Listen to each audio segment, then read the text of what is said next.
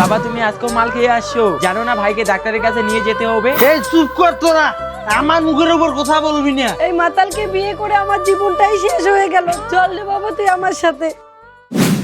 মা এত ঘন জঙ্গল দিয়ে যাচ্ছি, আমাকে কিন্তু ভয় লাগতেছে।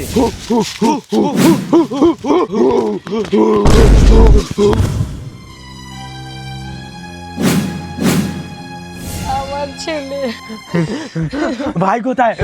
ভাই কোথায়? আমি ওদেরকে ছাড়বো না। সবকিছু তোমার জন্য। আমি আর কোনোদিনও মদ খাবো না।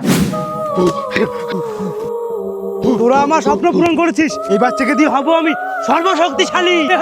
না, যদি নিজের কাছে তুই রাখতে পারিস 10 বছর, তাহলে হবে তুই সর্বশক্তিশালী। তবে আমি তাই করবো। 10 বছর পর এই শয়তানদের আমি ছাড়বো না, ছাড়বো না।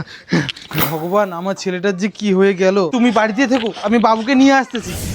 10টি বছর হয়ে গেল, দুটো বাচ্চার জীবন নষ্ট করে দিল। এই মুখপুরি শুধু শুধু আমার বাড়িতে আছে। না মা, ওইভাবে বলবেন না। আবার আমার মুখের উপর কথা। পারবি কি তুই আমার দুটো নাতিকে এনে দিতে? বেরিয়ে যাই বাড়ি থেকে। বধূকে অপমান নয়, যত্ন করতে শিখো। তোমার বংশের চিহ্নে ফিরিয়ে দিবে তোমার বংশের প্রতীককে। তোমার ছেলে এক শয়তান তান্ত্রিকের কাছে আছে, আর ওই তান্ত্রিকের সমস্ত শক্তি তোমার ছেলের গলায় আছে। জয় শিব শম্ভু। আজকে 10 বছর হয়ে গেল, আজকে আমার স্বপ্ন পূরণের সময়।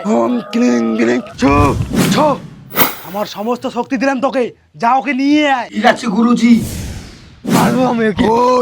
কে তুমি? আমাকে ছেড়ে দাও। চল আমার সাথে। কে তুই? এখন তুই আমার সাথে লড়বি নাকি?